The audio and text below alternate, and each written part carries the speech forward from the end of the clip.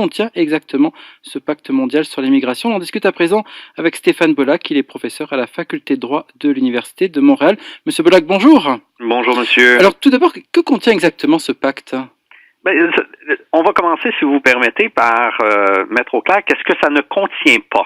Parce que vous le soulignez d'entrée de jeu, c'est un instrument international, certes, qui intéresse un très grand nombre de membres de la communauté internationale, mais ce n'est pas un instrument juridiquement contraignant.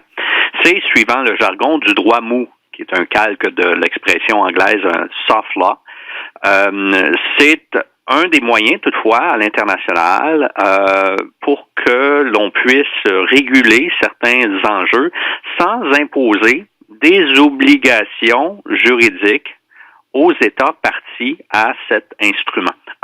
Alors on pourrait se poser la question, Stéphane Bollack, s'il n'est pas contraignant, pourquoi signer ce pacte? Quelle est son utilité? J'y reviens dans un moment, mais juste pour terminer, sur le premier point, c'est que on contraste ces instruments juridiquement non contraignants à des documents qui ont force de loi à l'international, que l'on appelle généralement des traités, des conventions. Il faut néanmoins, s'agissant de l'aspect terminologique, il faut faire attention, c'est pas parce qu'on parle d'un pacte ici, justement, que ça décide non. Qu'est-ce qui est clair de par son libellé et par ailleurs de l'intention des États qui étaient à la négociation du contenu de ce document, de cet instrument international, les États n'avaient pas l'intention, justement, de créer un cadre juridiquement contraignant. Maintenant, vous me posez la deuxième question de savoir qu'est-ce que ça donne.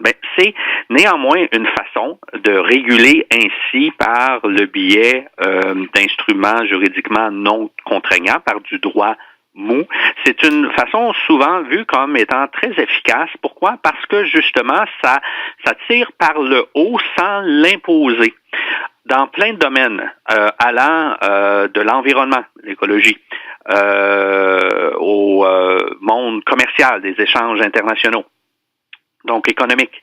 On parle dans ce domaine de la codification de bonnes pratiques, des best practices dans un domaine. Et ici, en ce qui concerne l'immigration internationale, on a décidé non pas d'y aller avec un traité contraignant, mais tiré par le haut en couchant par écrit, vous l'avez résumé tantôt, quelques 23 objectifs qui sont explicités dans les 40 pages qui suivent pour justement en arriver à encourager et à expliciter le comment faire pour améliorer la bonne gestion des flux migratoires.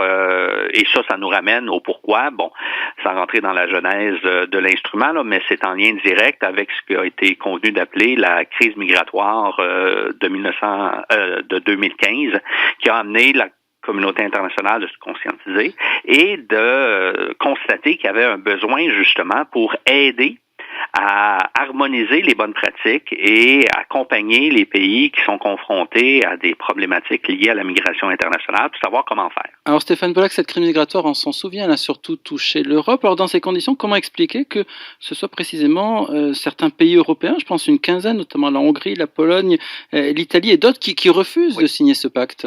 C'est là que, parce qu'au point de vue bêtement, purement numérique, on peut dire il y a juste une vingtaine sur 192. Mais c'est les plus concernés? Mais c'est les plus concernés, absolument. Ce sont un bon nombre de ces États dans les régions qui recevaient. Alors, pourquoi? Bon, ça relève vraisemblablement chacun de leurs politiques dynamiques, des politiques internes.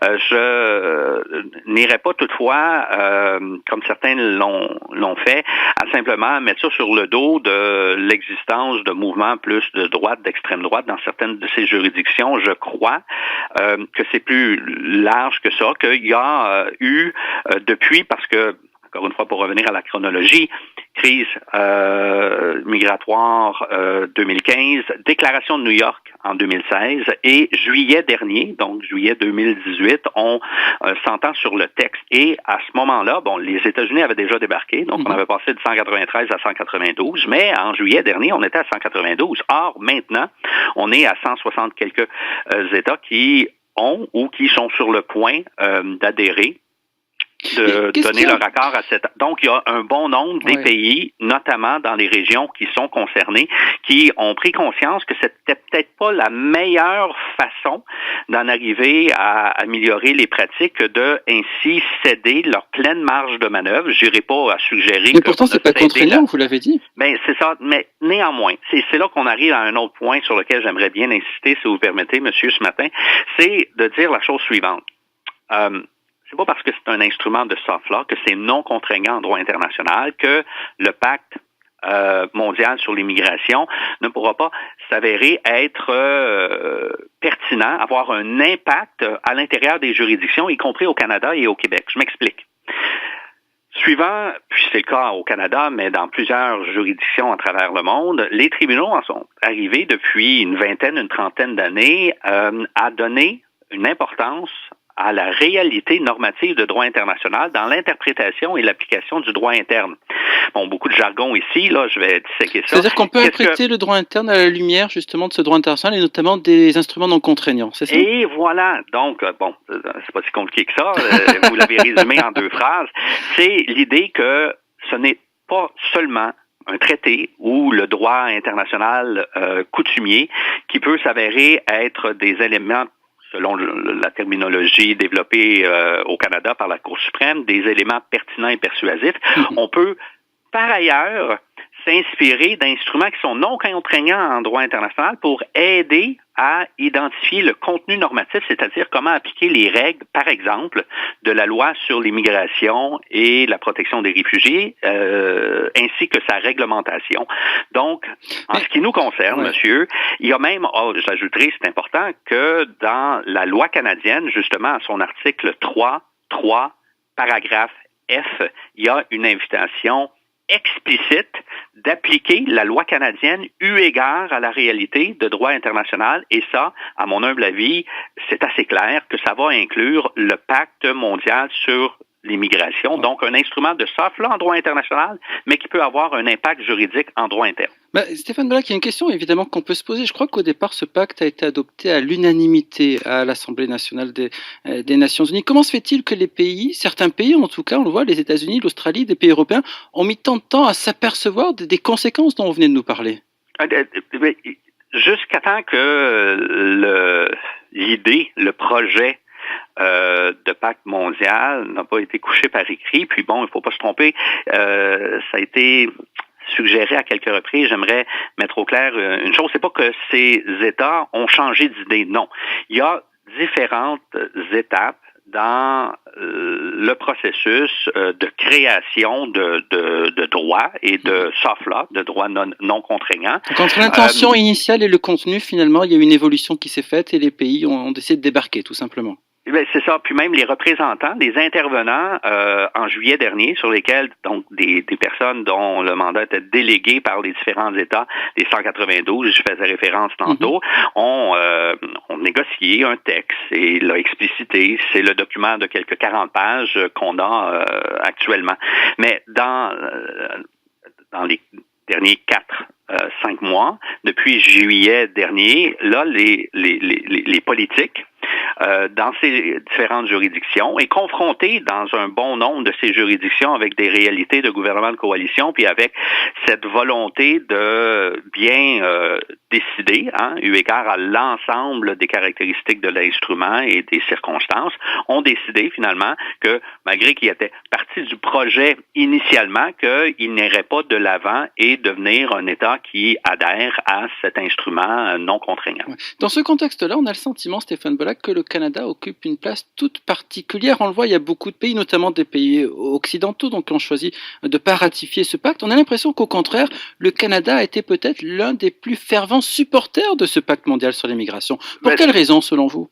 Deux éléments, il y a plusieurs raisons, sans doute, là, mais n'oublions pas, dans un premier temps, que c'est une des nôtres, Madame Louise Arbour, ancienne juge à la Cour suprême du Canada, qui a déjà travaillé dans différents dossiers, notamment en ce qui concerne l'immigration et la protection des droits humains, au commissariat sur les réfugiés et tout. Donc, qui est essentiellement non seulement le porte-parole, mais qui était la figure de proue beaucoup derrière cette initiative qui s'est concrétisée en juillet dernier, pour laquelle on a adopté ce document à Marrakech lundi dernier.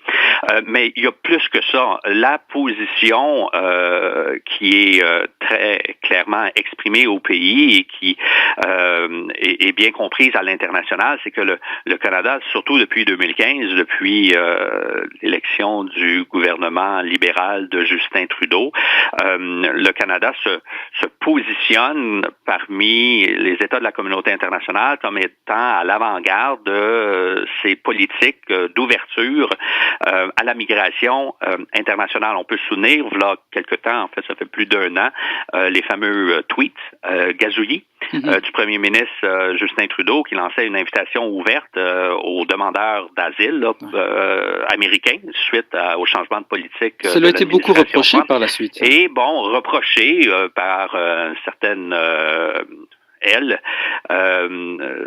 de politiciens, de politiciennes et d'autres intervenants au pays, mais qui, néanmoins, à l'international, avait été bien vu, a été encensé par des instances onusiennes. Mais vous me posez la question, pourquoi est-ce que, justement, on joue un tel rôle de leadership, si je peux dire? Ben, c'est en lien avec l'idéologie sur ces questions par rapport à la problématique des flux migratoires internationaux que le Canada défend depuis plus de 3 ans maintenant.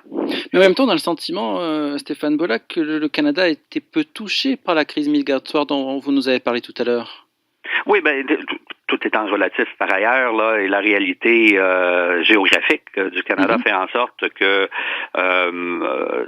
si on se reporte justement aux 2-3 dernières années, c'est incomparable à ce qu'a vécu, par exemple, des juridictions des États en Europe comme l'Italie ou d'autres États au Moyen-Orient, parce que souvent on les oublie. Là, il y a eu également beaucoup de flux migratoires dans d'autres régions en provenance d'Afrique du Nord, mais beaucoup au Moyen-Orient. Mais la porte d'entrée, si je puis dire, dans le sud de la région de l'Union européenne a été confrontée, parce qu'on parle de migration internationale, puis c'est certain, il y a énormément de points positifs, mais il faut pas non plus faire l'autruche, mettre la tête dans le sable. Il y a également des aspects peut-être moins positifs, puis qui relèvent d'un fardeau réel qui doit être assumé par les juridictions et surtout géographiquement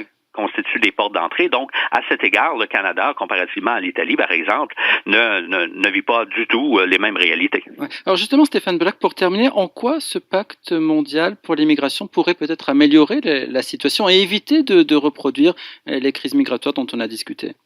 Ben, c'est un effort quand même considérable d'expliciter les bonnes pratiques dans le domaine. On revient aux 23 objectifs là qui vont de choses qui sont déjà évidemment régulées à l'international, comme s'attaquer au trafic des migrants, la traite des personnes.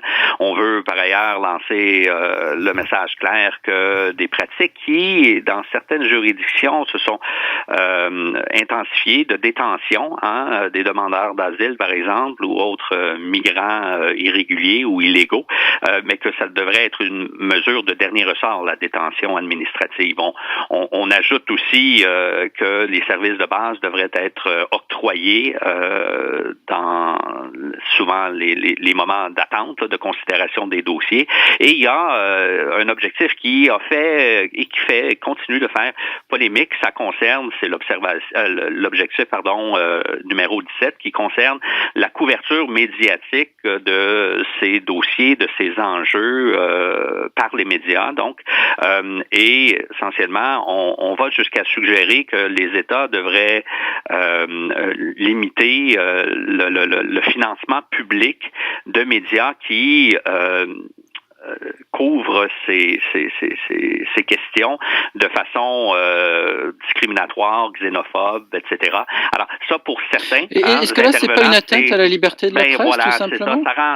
Il s'agira de voir, parce que peut-être que, par exemple, les troupes de Andrew Scheer, des conservateurs à Ottawa, ont souligné peut-être de façon exagérée le potentiel de dangerosité de cet objectif. Il s'agira de voir toutefois, parce que, justement, c'est quelque chose qui est au cœur de nos démocraties constitutionnelles, les libertés fondamentales, y compris la liberté d'expression, la liberté de presse. Alors, si on commence à vouloir imposer de la censure, là, c'est évidemment à l'extrême du spectre, là, mais on devrait justement faire attention parce que on doit concilier dans cet instrument qui est louable, là, qui veut améliorer les pratiques, etc.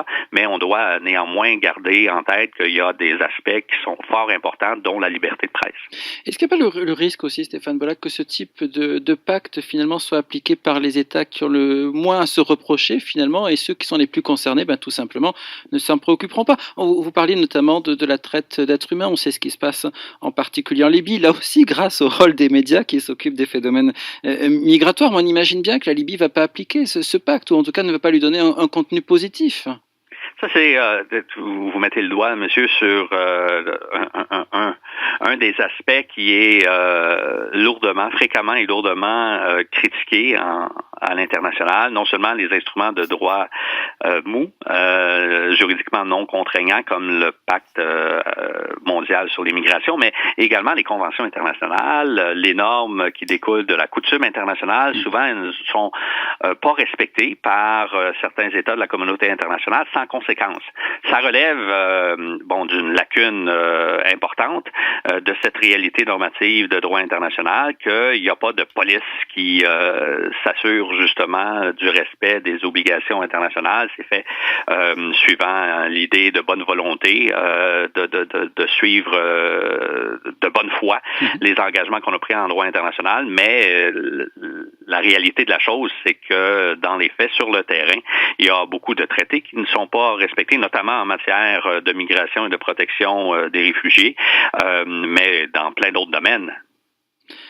Et évidemment, ça pose problème. En tout cas, ce pacte-là n'aura pas de sanction pour ceux qui n'en respecteraient pas les objectifs. Et d'ailleurs, il n'est même pas contraignant. Mais on l'a bien compris en vous écoutant. Et c'est important, justement, de prendre le temps de revenir sur ces questions, d'aborder donc ce que vous appelez finalement la soft law, de voir que c'est pas contraignant, mais il peut y avoir des conséquences, puisque ça s'applique de manière indirecte parfois dans des juridictions internes. C'était important de parler des enjeux de ce pacte mondial sur les migrations des États-Unis. On en a beaucoup entendu parler, mais souvent à travers des titres de presse très rapidement. Alors, c'est important d'en examiner le contenu, surtout avec vous, Stéphane Bollack, puisque je rappelle que vous êtes professeur, en particulier en droit international à la faculté de droit de l'Université de Montréal. Merci de nous avoir accordé un peu de temps et de nous avoir aidé à décortiquer ce texte ensemble.